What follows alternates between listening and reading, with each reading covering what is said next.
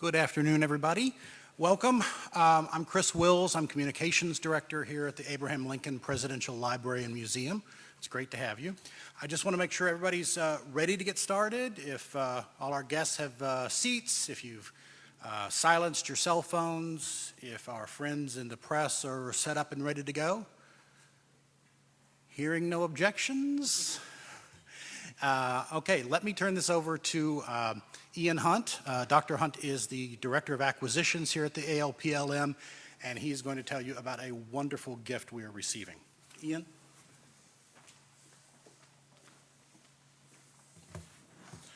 Good afternoon. I want to welcome everyone who's on hand, all of our special guests, and most importantly, the Governor and First Lady, without whom this would just be a Tuesday for me. I appreciate that, really, I do. Helps if you put this right side up.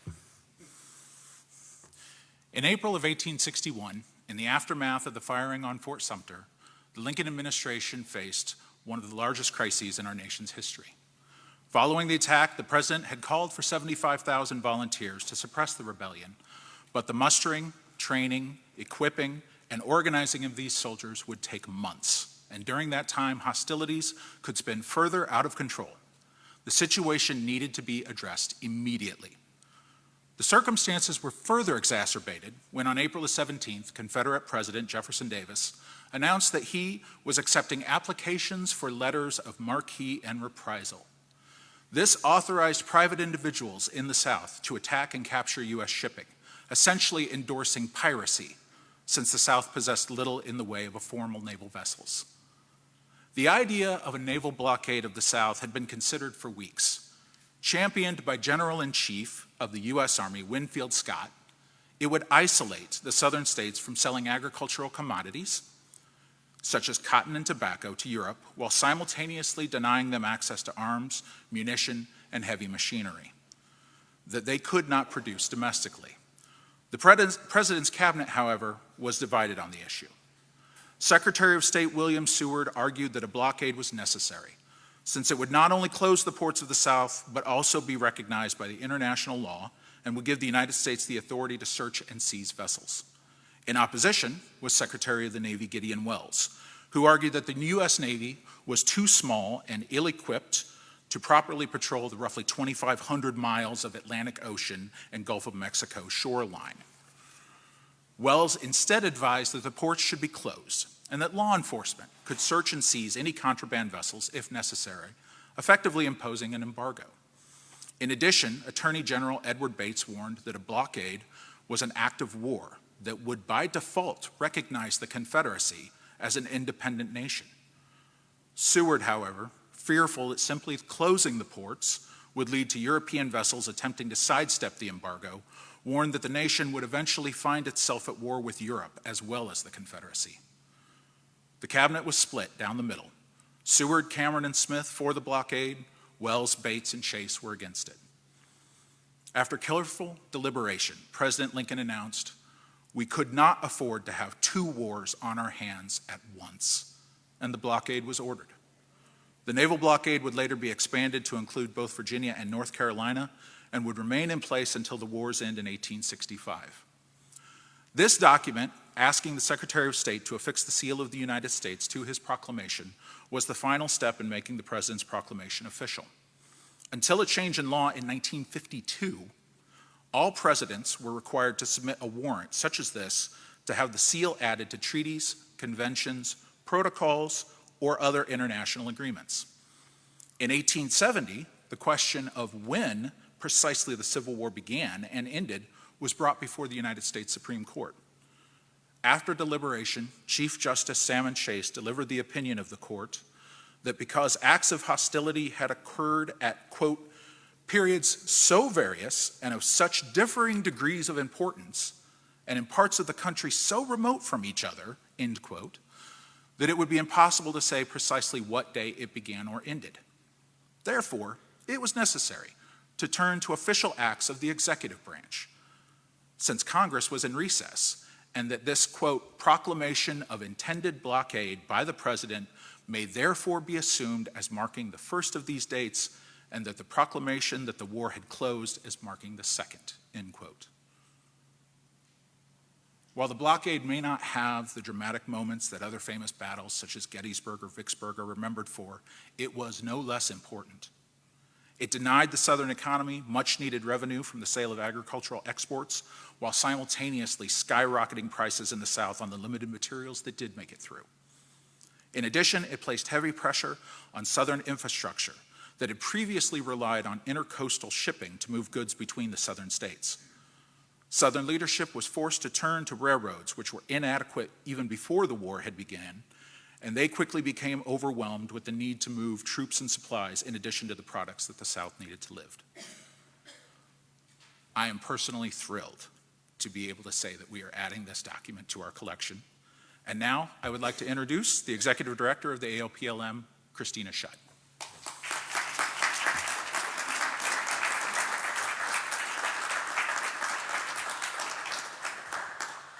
Well, thank you, Ian, for explaining the meaning and the impact of this incredible document.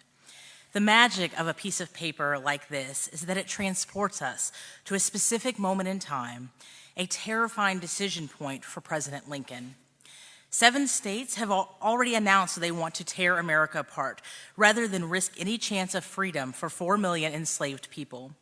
They have opened fire on U.S. troops and seized federal property. They have stolen weapons and begun amassing an army. Now the president must decide whether to act boldly to win a war the Confederacy has started, or dither and hope that somehow the crisis fades. It was a moment like no other in American history. We are always looking for bold ways to help visitors connect to the past and understand what was at stake. Thanks to the generosity of the governor and First Lady, we have a powerful new tool for doing that.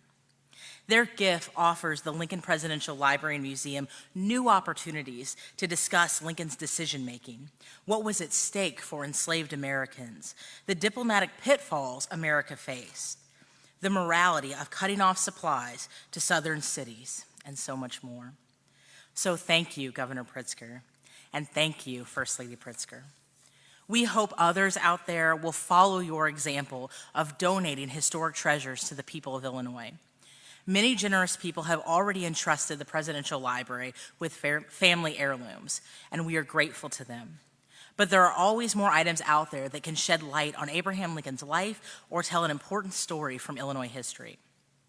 If you are the current guardian of something special, please consider giving it a new home at the Abraham Lincoln Presidential Library and Museum. We promise to put your gift to good use for the people of Illinois and really the entire world.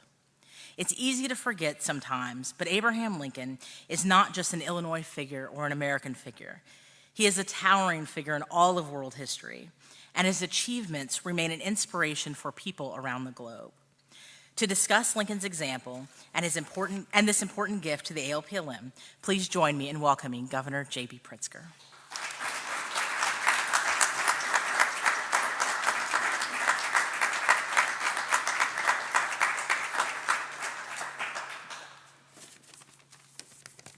Thank you very much, Christina, and thank you all for being here today. It's really a special day for us, and I'm so pleased that in a moment we'll unveil the document so all of you can take a look at it. Good afternoon, and it's a beautiful day here in Springfield, as it should be, with this sort of unveiling. It's always a privilege to be here at the Abraham Lincoln Presidential Library and Museum. And I want to say especially to Ian and to Christina and to the staff of ALPLM, thank you. Thank you for hosting us today. Thank you for the work you do, the tireless work of preserving and strengthening the legacy of President Lincoln. As many of you already know, MK and I are passionate about President Lincoln and this fantastic institution that is a global attraction for tourists and for scholars alike. As Illinoisans serving in public capacities, we both take very seriously our responsibility to uphold his memory and his legacy. And I'm grateful for his example of statesmanship and public service. I want to take a minute to maybe for all of us to absorb the historical significance of this document. A lot has been said already. The order to affix seal of the United States to a proclamation of a blockade was an order that President Lincoln issued, as was said, in April of 1861, just days after the attack on Fort Sumter that is said oftentimes to have begun the Civil War. It kicked off what became known as the Anaconda Plan, the strategy to cut off the Southern supply chains that was ultimately decisive for the Union victory. The attack on Fort Sumter could not simply be ignored. Confederate leaders had chosen violence, and President Lincoln understood that it would require immediate military intervention to defeat the insurrection. And this was an act of leadership that required careful consideration, but also courage and immediate action to take every action possible to keep the nation intact.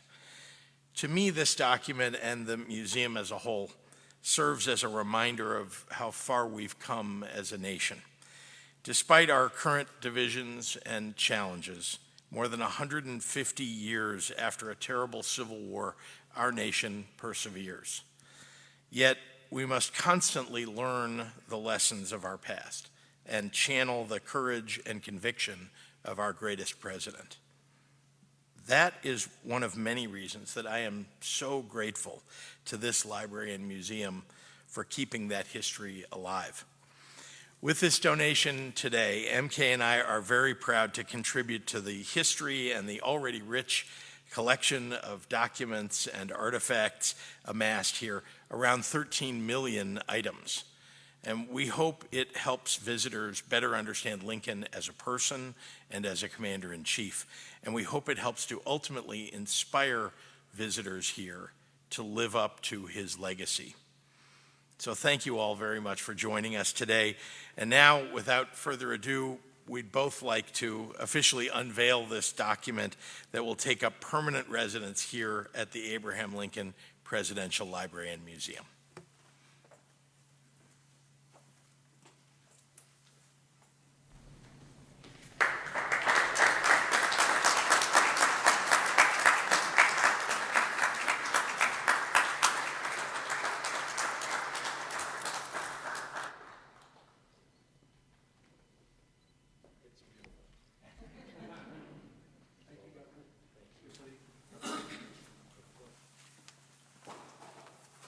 So thank you very much for coming. We appreciate it. Dr. Hunt and Director Schutt will be happy to answer any questions you might have about the document and its significance and how we intend to use it here at the AOPLM. You're welcome to come up and get some pictures and footage, so long as you don't use lights directed at it. And we'll be sending out a link to further images that you might want to use. That'll come out in an advisory soon. So with that, thank you very much for being here.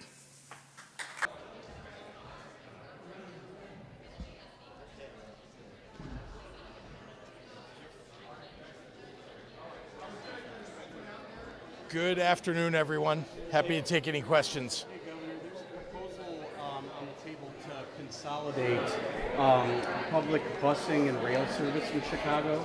Obviously, the goal for proponents is that CTA, PACE, et cetera, don't compete for funding. Of course, there's a fiscal cliff looming. That's part of the motivation for this. What's your opinion of this proposal? Do you support it? Change is going to have to come, there's no doubt, to these agencies, but I'm not endorsing any particular proposal at the moment. We just know that we're going to have to upgrade service, make sure that we're dealing with the transit funding challenge that's coming up, and this is one. I hope to see several proposals so that we can consider what direction to take. The case on Noah Park, I believe, do you think that warrants any change in legislation, somebody released on free trial and doing a domestic abuse case, they committed murder and suicide? The one that Bob Berlin has talked about recently, yeah. I think it's really important that states' attorneys and judges take very seriously the pretrial safety, the Pretrial Fairness Act, rather, is intended, in fact, to deal with exactly situations like this. it's being a state's attorney is a hard job. Being a judge is a hard job. These are new undertakings for many people. So I don't know that there needs to be any legislative change, but just in the way the cases are handled, we need to make sure domestic violence is something that gets taken very seriously when anybody is considered whether they should remain incarcerated or not. Some are saying that they're creating this bill which would allow police to confiscate firearms, domestic abuse types of situations to protect borders. Your thoughts on that? Well, I want to say in general I support the concept of the bill. I will say that if you listen to state police and actually all the other police departments too, it's quite difficult to remove a firearm from somebody, even if they have given up their FOID card. But in the instance where you need to go confiscate the firearm, literally you have to bring sometimes 4 officers to one situation in order to remove the weapon.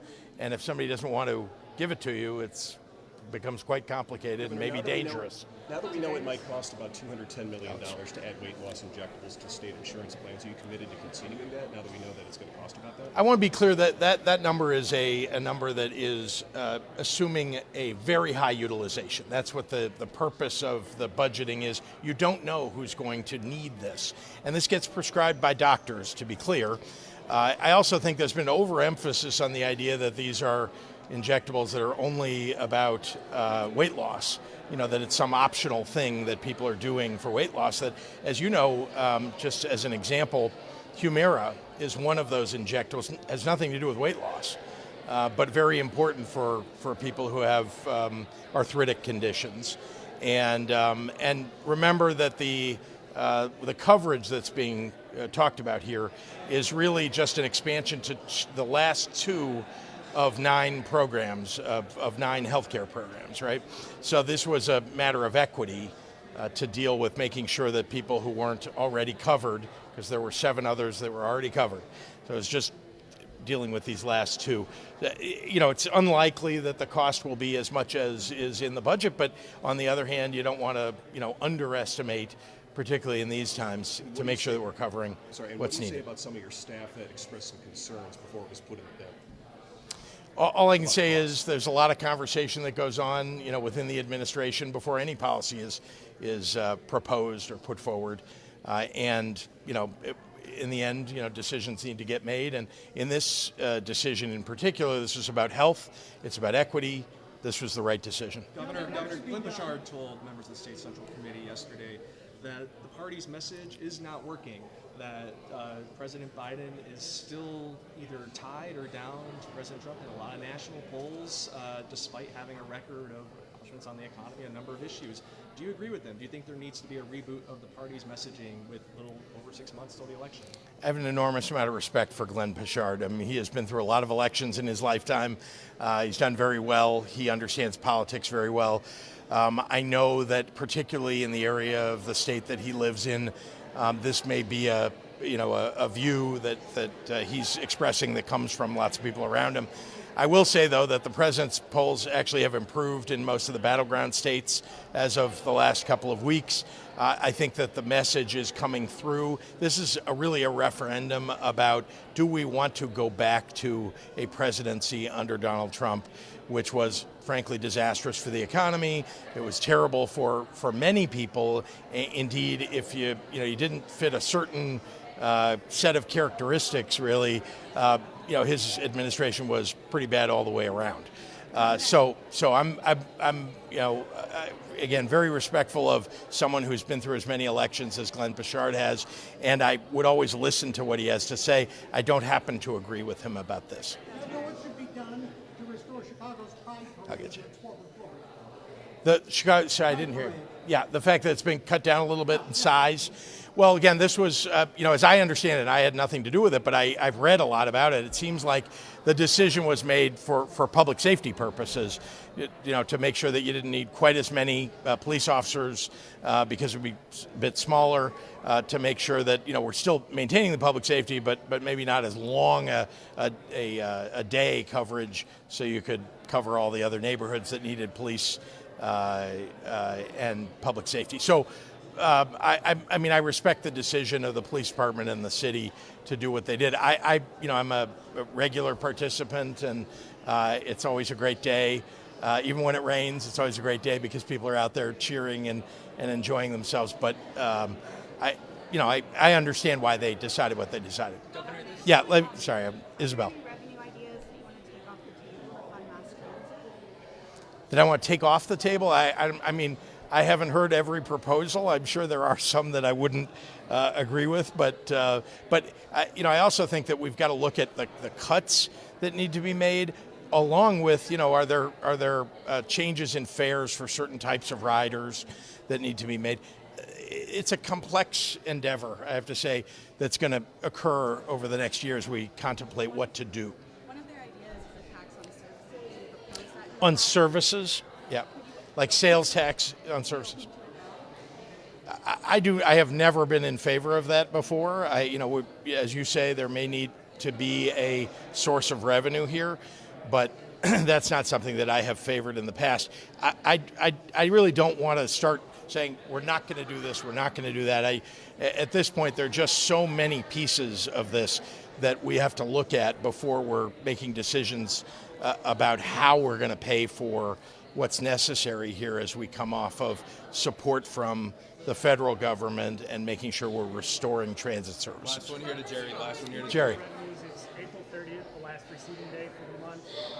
How are budget negotiations going, and any news of an April surprise? April surprise. Well, I mean, we're always pleased, to know that our revenues seem to be on track. I can't say because I haven't heard the end of the day today or even the last couple of days, but I feel pretty good about where we are.